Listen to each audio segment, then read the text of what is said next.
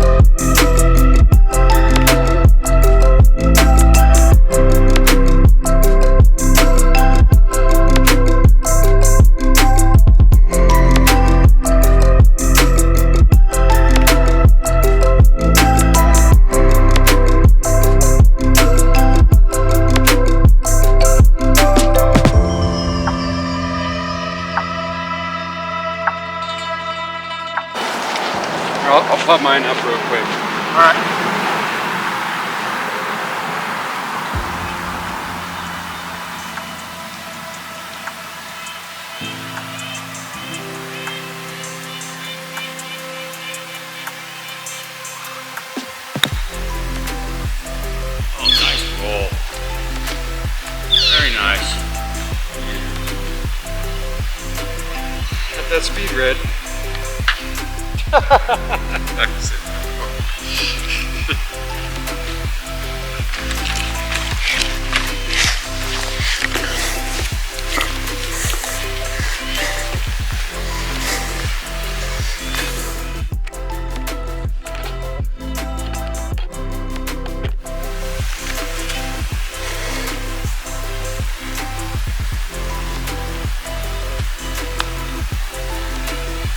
Come on down. Ooh. Unbelievable.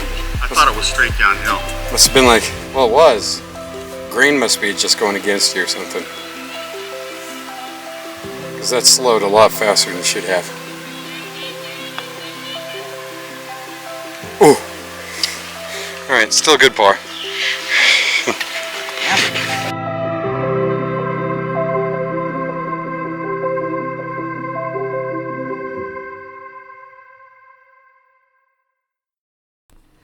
All right, ladies and gents, and here we are off to the 11th hole here. Our first par 3 of the back 9, and the longest par 3 for the white tees on the golf course, second longest from the tips. So kind of a weird thing there. Number 3, that's back on the front 9, is actually a longer par 3 from the tips, but for the white tees, it plays shorter than this hole. So for us here, 176 yards and tipping out at 187. So pretty healthy par 3 here. But that said, not a whole lot to worry about in terms of danger in front of you here. Of course, you do have a field goal posting of trees there to hit through, but for the club that you're likely pulling out of the bag, shouldn't be that big of a problem. And you can come up short as much as you like, and you'll be just fine, although... it's a par 3. That's not what we want. So, but if you are between clubs for making the yardage for whatever tee box you happen to be playing from, I definitely would err on the shorter club and try to step on it a little bit, just because if you do happen to go long, you're going to be up there in that kind of unfriendly, sort of awkward bunker that covers pretty much the entire backside of the green. And if you do happen to fade one off the tee box here, even though that's probably the safest shape of a ball to hit up onto this green here, if you fade it a little too much, then you're going to be in that bunker that covers almost the entirety of the right side of the green as well. If you happen to miss left, then you've got nothing but green grass to work with there, so you'll have a nice, should be pretty easy stock standard chip to try to get up and down. And that's about it. So I'm saying that, again, just like the last hole, the draw is the better shape to play so far as the miss is concerned. But so far as how the trees are aligned, it's probably easier to play a fade. So pick your poison for what you want to flirt with so far as the danger is concerned on this hole. So I have the 8-iron in hand again. So let's give it a rip and see if we can't stab this green. Let's check it out.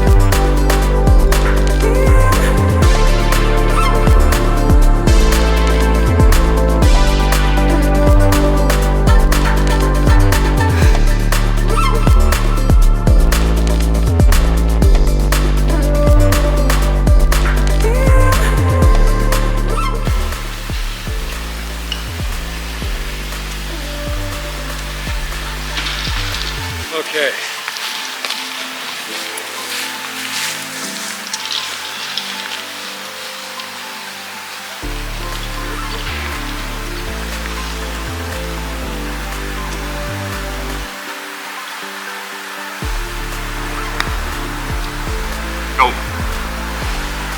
High enough. Wow. Not hard enough.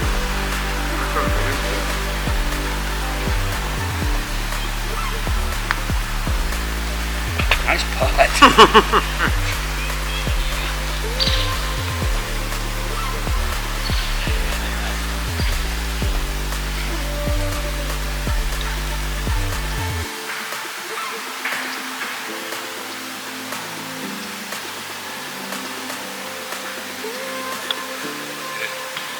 Do it, do it, do it, do it. Oh my god.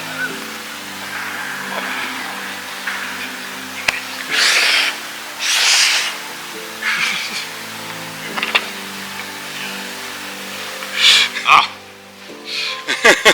So frustrating.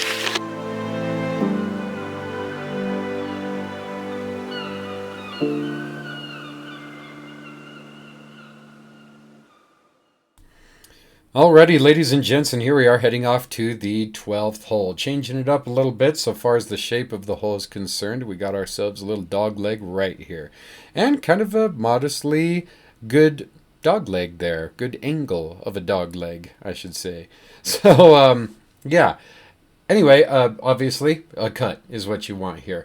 And you really can't cut the corner over there off to the right-hand side if you aren't hitting cuts this day. That is, if you're a right-handed player, of course. Just because, well, quite simply, those trees are just too tall. So, it is what it is. If you got a cut in the bag, bring it out right now. But the hole's only 351 yards from our tee boxes and 374 from the tips there. So, even if you do have to hit something shorter than driver and lay up a bit there, get yourself a good, 230 to 250 down this fairway there. I mean, that's going to leave you, 130 yards, 150 yards, something like that to attack this green. Definitely not the end of the world, that's for sure. If you do happen to get that cut shape, though, and you go too hard off to the right, you're going to be in some very thick trees there. So that's the unfortunate thing about trying to take the shape of the whole line. However, if you do happen to hit a bit of a draw, or simply punch it all the way through this fairway here, which is absolutely doable, then while you will no doubt have some tree trouble to worry about in the way of that tree line over there that kind of takes the left line of the hole all the way up to the green to deal with, but good chance that you're going to find your ball, first of all, because you've got adjacent hole over there off to the left, that being number 18, and yeah, so anyway, that's pretty much it. You'll find your ball, and you'll just have to skyjack one for your second shot, or hit it kind of a weird, awkward little punchy one underneath the branches, depending on your situation. So, yeah, I've got the driver in hand. I'm going to try to open the face up a little bit and hit that cut, see if I can get that done, and put ourselves in a good position to get up there and attack this green. And by the way, once you are attacking the green there, you've got one bunker to worry about that's kind of short left of the green, and that's about it. And then a whole bunch of amphitheater trees behind the hole. So, yep, that's it. So let's give it a rip and see what we can do.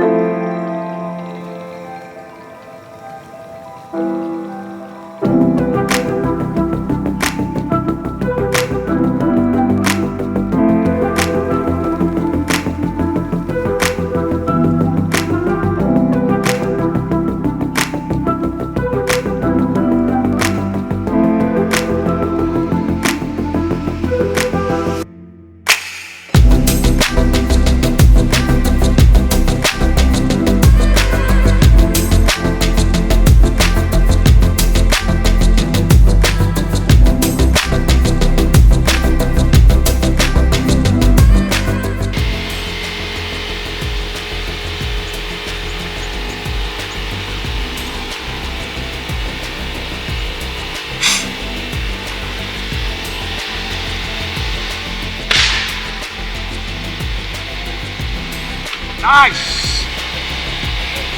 Got that one to the hole. Very good. Sweet.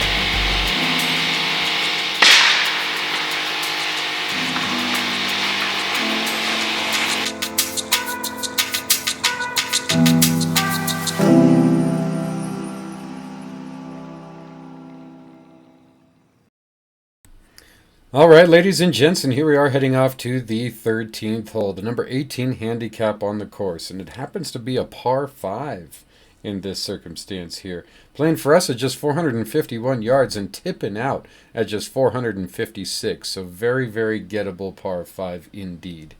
And past that, I mean, you've got no bunker trouble on the entire hole here. No fairway bunkers, no greenside bunkers. There's just green grass. All you got to do is worry about clearing the lake right off the bat there. And then, right, in front of the tee box. And then you're smooth sailing after that. So the tee shot here, though, is kind of intimidating as you're looking down this huge tree line on both sides of the fairway. Not a very wide fairway at that. But I will say that the further you get down this fairway, the easier the trees are there. They disappear. About halfway down the fairway there, the trees just kind of, are non-existent anymore. So you've got definitely a lot of clearing there off to the right side of the fairway after you get about halfway down the fairway. And then off to the left side, you've got to get a little bit further, probably about, I don't know, maybe 2/3 or so down the fairway until the trees disappear. But no worries, because there's only just a small bunch of trees off to that left past when the trees on the right sort of fade out. So definitely a grip and rip it hole, that's for sure. I mean, to give yourself the opportunity to miss and still be in good shape, you want to hit that ball as far as you possibly can. So, and being a par 5 should be good news, right? So it's like, give me one where I can just grip it and rip it. So for the hard miss, though, if you do happen to miss seriously hard to the right and kind of early off into the hole there, then you do have kind of a lodge, like cabin, maybe somebody's house. I don't know what that is. Definitely a residential property of some sort off to the right there, kind of nestled in the trees. Probably a really pretty property there. But obviously you don't want to end up in their living room. So I would try to refrain from going that way too hard.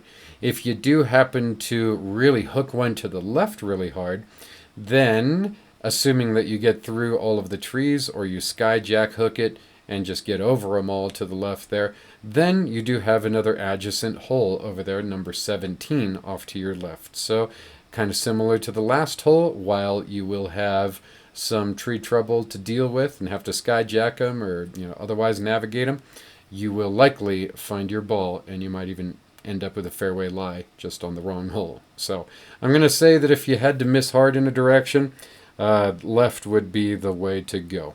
So I've got the driver in hand. I'm just going to give it a big old rip and see if I can't pound it as far down this fairway as I possibly can. So let's give it a rip and see what we can do.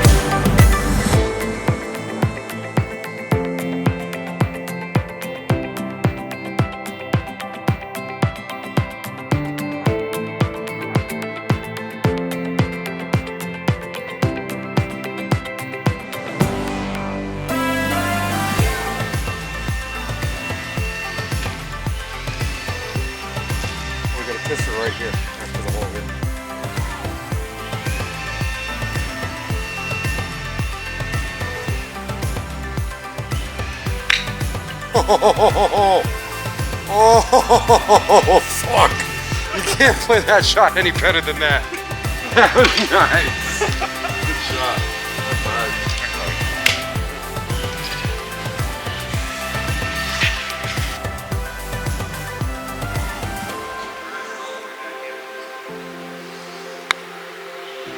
Yeah. Turn. Slow down. It's good putt though. Birdie.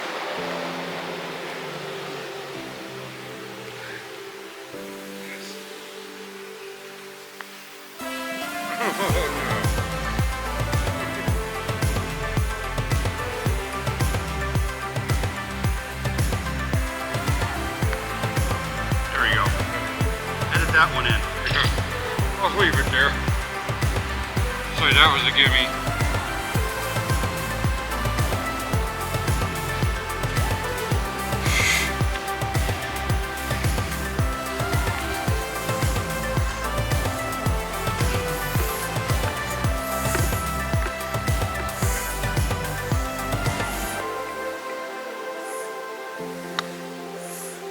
Get in.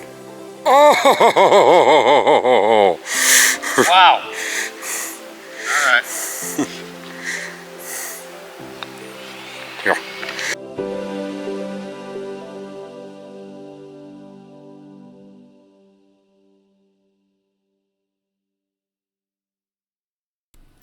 All right, ladies and gents, and here we are heading off to the 14th hole. So, yeah, obviously I gave myself that last putt on the last hole there, number 13.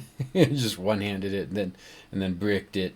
But yeah, anyway, didn't really give that a serious putt right up there. So, anyway, if you're sore about it, taking that birdie off of that 1.5-foot putt there that I just kind of one-handed, like I didn't really care, then, well, drop me some hate mail in the comments. But yeah, it is what it is. I'm taking it. Deal with it. So, yep, this hole here, because we played that hole to perfection otherwise, right? But anyway, so 347-yard par 4 for us here, 396 from the tips. Pretty straightforward hole. Yeah, slight canting to the right, I would say. So if you got a fade in the bag, just a nice pretty little maybe 5 to 10 yard fade that you could play up the left line and let it kind of trundle back from there, then that's the shape that I would play. But, I mean, you could pretty much play any shape that you like. So, yeah, you definitely have the room for it so far as the sky is concerned to, yeah, line up in the correct position on the tee box and play it through that, again, field goal of trees that you have to hit through. Kind of a reoccurring theme on this course, isn't it? So, yeah, anyway, but for us here, modestly short par 4. So, yeah, I mean, I've got the driver in hand after that last driver that I just crushed on the previous hole there.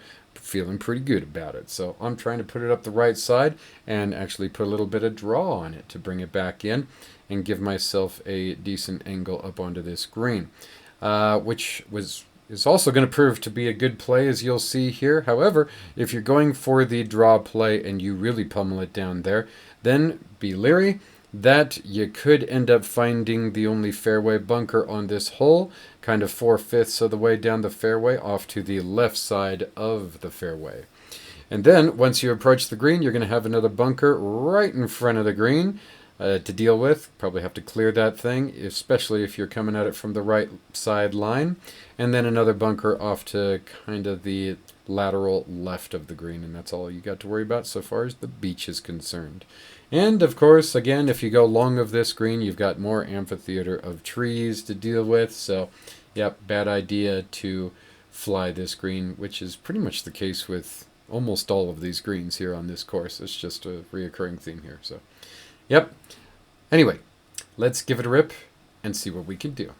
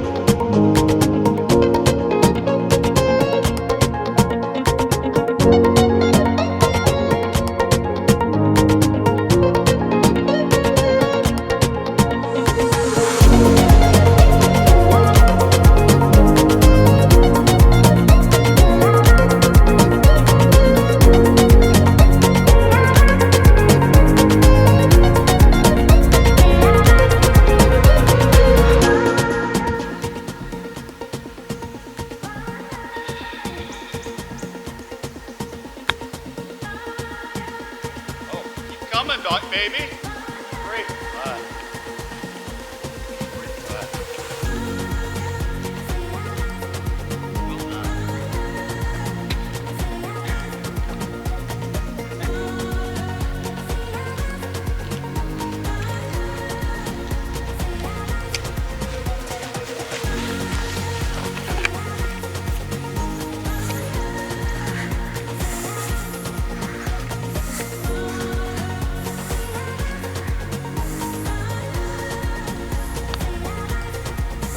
Get in. Turn.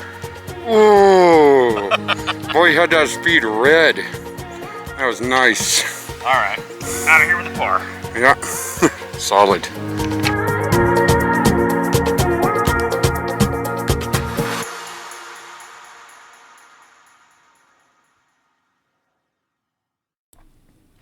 All right, ladies and gents, and here we are heading off to the 15th hole. And our second par 3 of the back 9, and of course our final par 3 of the day for this beautiful round out here at the Plumas Pines Golf Resort in Grey Eagle, California. So, yeah, you know what? After reviewing all of the par 3s on this course here, I'm just going to say this is my favorite one. I just think it's super pretty. With all of the trees all around you there, you just feel super secluded. And then you've got that big old tree right in front of the green for no reason, kind of standing in your way, sort of forcing your play to send it way up in the air and just drop it straight down and stab this green as hard as you can. I love it. It's just, I don't know. For me, that's just super pretty, super cool. I love it. So, yeah. I mean, pretty straightforward hole here. You've got that tree and you've got a bunker short left, and that's all you got to worry about. So long as you don't, yank one or carve one off into the tree line to the left or right, you'll be A-okay. And then at 141 yards from our tee box and 153 from the tips, you shouldn't have any problem making this yardage no matter who you are or what tee box you're playing from. So should be pretty cut and dry and simple. And it plays a little bit downhill too. I think he was playing closer to like 135 or something, maybe 137, something like that for us this day. So anyway, yeah. Either way, I've got the gap wedge in hand, and I'm just going to try to skyjack this bad boy as hard as I can, spin it hard, and drop it vertically down and stab this green. Let's give it a rip and see what we can do.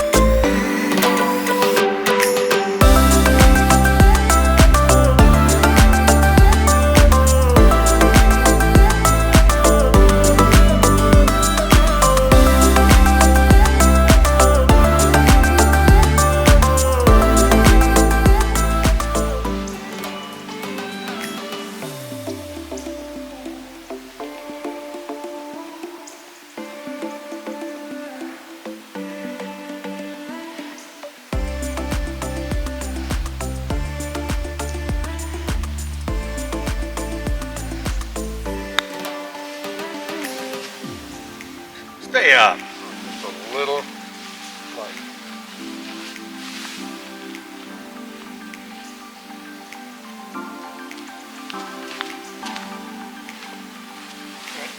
Here's the guarantee.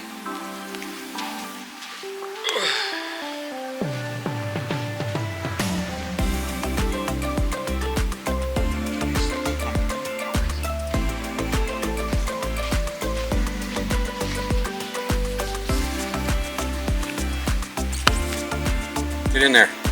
Get in there. Do it. Oh, No way. so close. No way. That's a good part though. I've heard of you today. Yeah. Wow. Nice. Alrighty. Good par.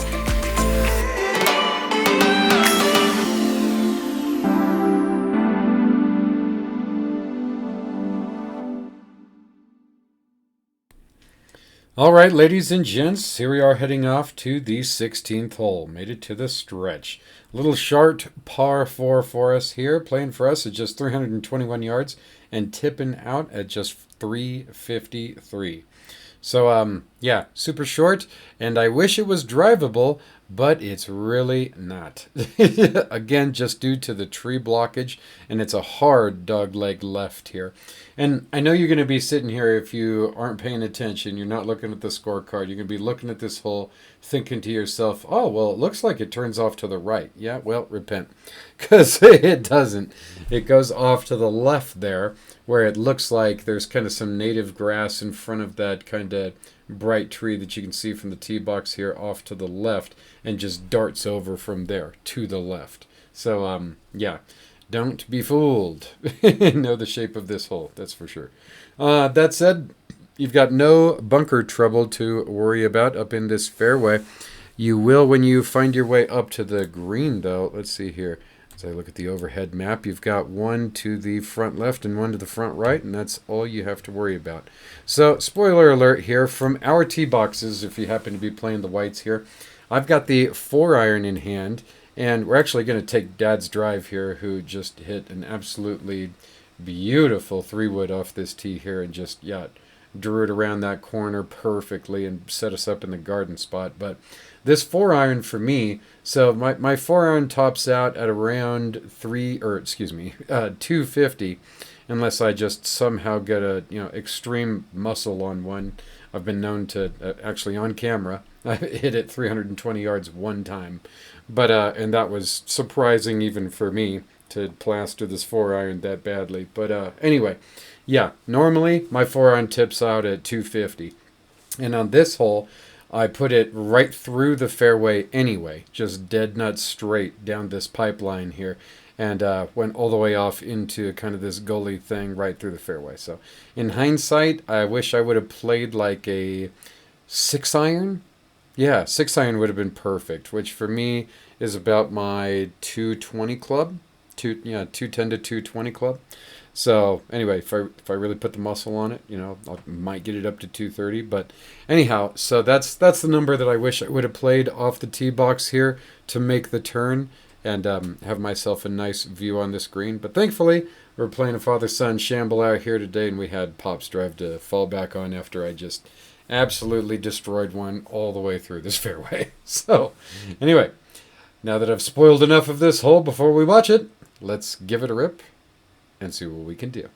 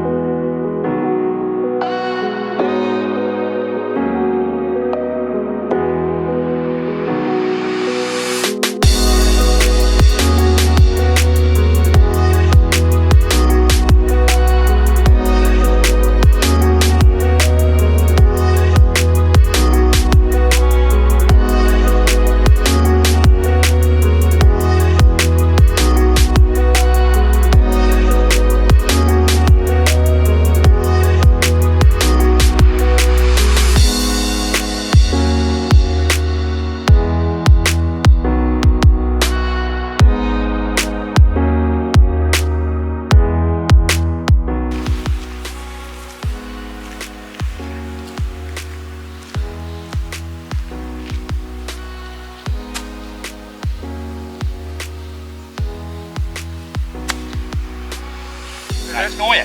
Oh my god! Oh my god! Wow. Hit the stick.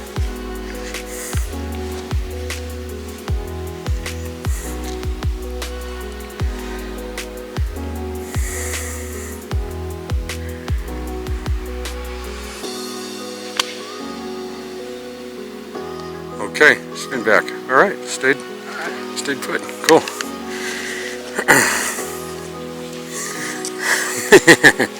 Can't believe I rattled it.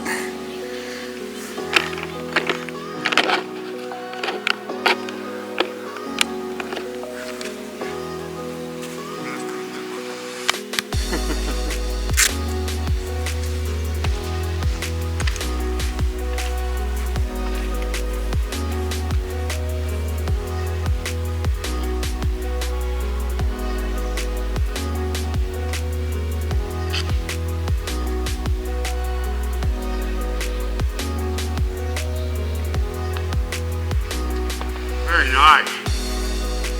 Very nice. Up and down, baby. Alright, fine.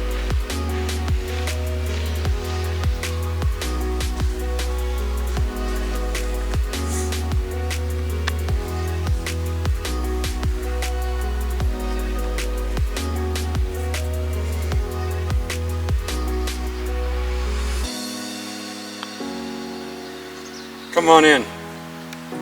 Oh, pretty damn goodsman.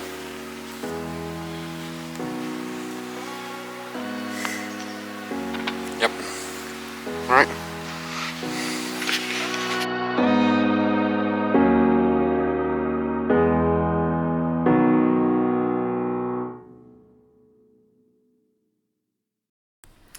All right, ladies and gents, and here we are heading off to the 17th hole here. Healthy par 4 for us now.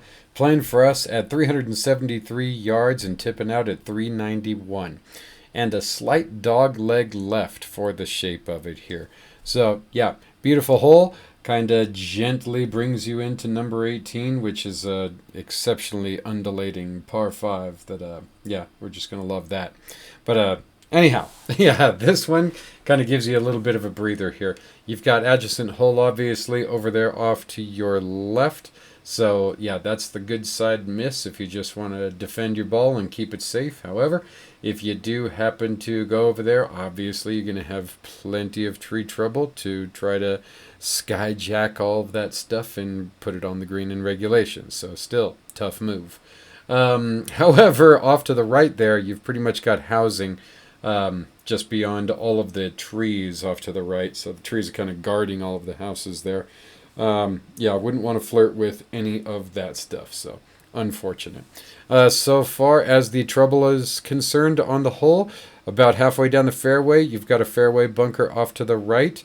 And then as you approach the green, at sort of an awkward distance away from the green, you're going to have another, I got to call it a fairway bunker. It's not a greenside bunker at all, but it's going to leave you like a 30-yard shot if you happen to get into it up onto the green. So kind of that weird, like, do I play this like a greenside bunker? Do I play it like a fairway bunker? Sort of distance there. So, yeah, strange. Wouldn't want to be in that bunker off to the right side as you approach the green. And then one more bunker still that covers pretty much the entire back side of the green and creeps over to the right side of the green a bit. So that's pretty much all you've got to worry about so far as the beach is concerned up on this hole. And I apologize, super travesty on this hole here. Yeah, that, I mean, easily pops in my best drives of the day that we both hit on this hole. Just so happens to be. And I turn around and look at the camera after I hit my drive. I hit second. And yeah, I realized the red light's not on the camera, and I was like, you got to be kidding me. We didn't record the drives. So apologize for that. You'll see us playing what is, you know, our first recorded shot in the fairway there. Happens to be my drive that had just plastered down there, kind of, you know, off to the left side of the fairway with just a gorgeous draw. So yeah, sorry you didn't get to see the driver swings, but yeah, anyway, yeah, it's my drive that we're ending up playing here. So let's give it a rip from the fairway on our second shot, as you'll see here, and see what we can do about tearing up this hole. Let's check it out.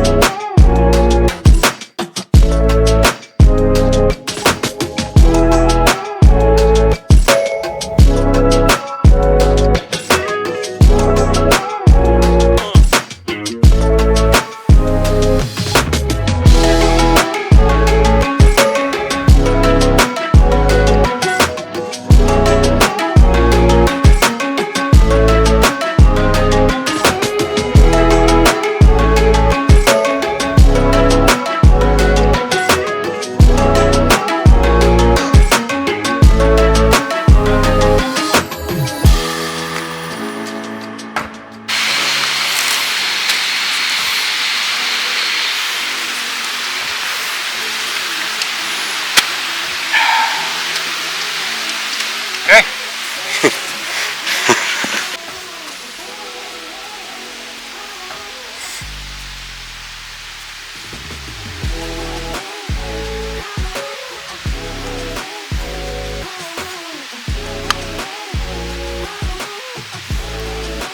Pretty good putt. I totally misread that. Yeah. It's going to go right to left.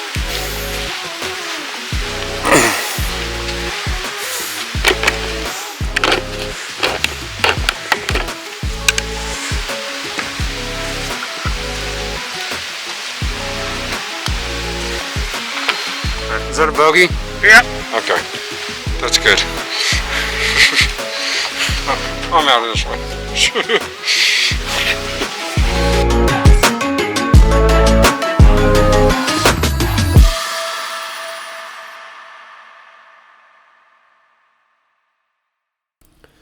All right, ladies and gents, and here we are heading off to the 18th hole. Made it to the end here.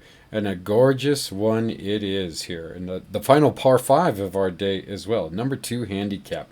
Kind of punishment to have a par 5 be your number 2 handicap on the course. But hey, it is what it is.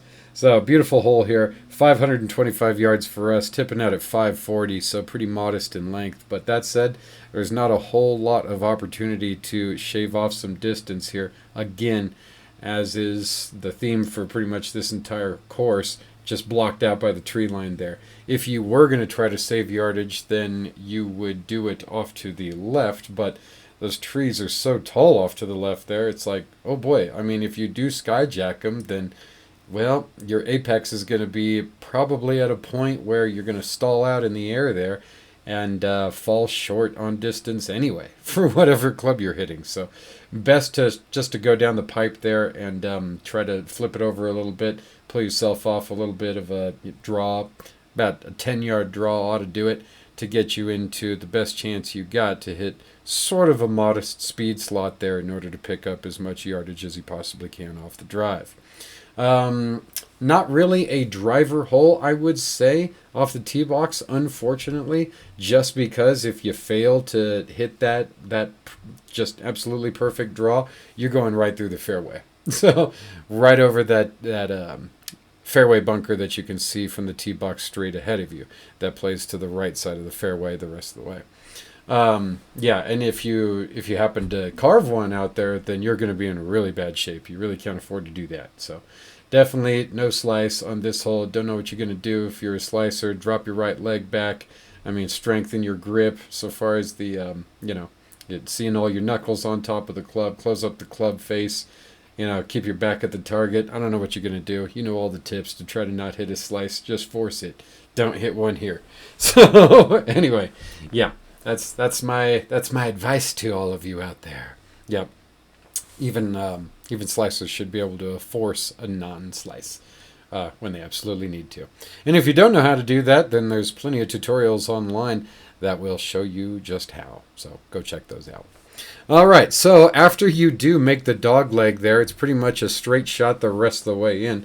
That being if you happen to get kind of deep down the dog leg there and off to the right side of it. That's the only way you're going to have a look at getting on this green in two. If you don't, and you end up in the middle of the fairway or the left side of the fairway, pretty well guarantee that your second shot is going to be a layup just to get you into position to take a shot at the green on your third shot. So, and as you do make your second shot, you're going to have yet another fairway bunker there off to the right. And if you do happen to go over that fairway bunker, it's gonna drop off pretty sharply past it, and you're going to be completely blocked out by trees to try to go for that green on your third shot, and you're going to end up just chipping out just to get back into the fairway to get on your fourth shot. So stay away from that right side at all costs, both on your drive and your second shot. Let's see here. Once you do make your way up to the green, you'll have one more sand trap to deal with off to the right side of the green, and that's it. Everything else around this green, unlike most of the greens on this course, is pretty absent of trees. You got a couple of trees behind the hole there, and some that are kind of guarding actually the front left of the green. But that's about it. If you miss a little bit to the left lateral of the green or to the right lateral of the green, you're going to be A-okay. You're going to have a nice open shot. So not a big deal. Anyway, so all that said, I have the 2-iron in hand, and I'm just going to try to flip one down there, put a little, like I said, 5 to 10 yard draw on it, and put myself in a good position for a solid second shot on this hole. So before we get on to the hole here to check out what we do, I just want to thank you guys again for watching another episode of Midgard Golf with us. Sure hope that you do hit that subscribe button and that like at the bottom of the screen for this video, because we would love to see you back for more content on down the line. And until then, until next time, as always, I hope that you have an absolutely wonderful day.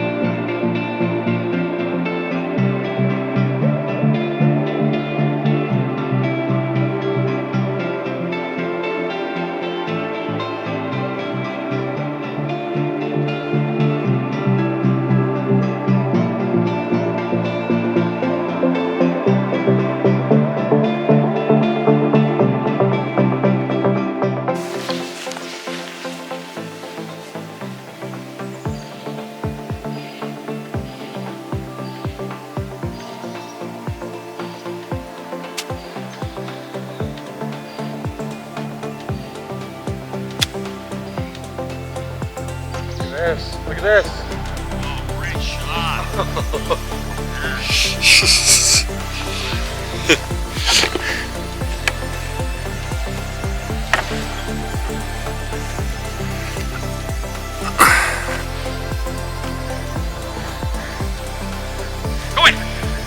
Oh, nice.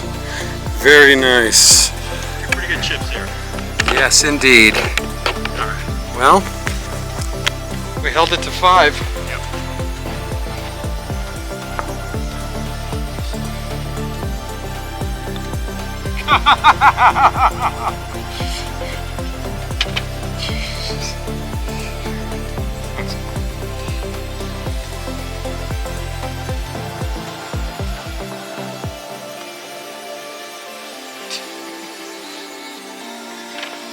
That was fine.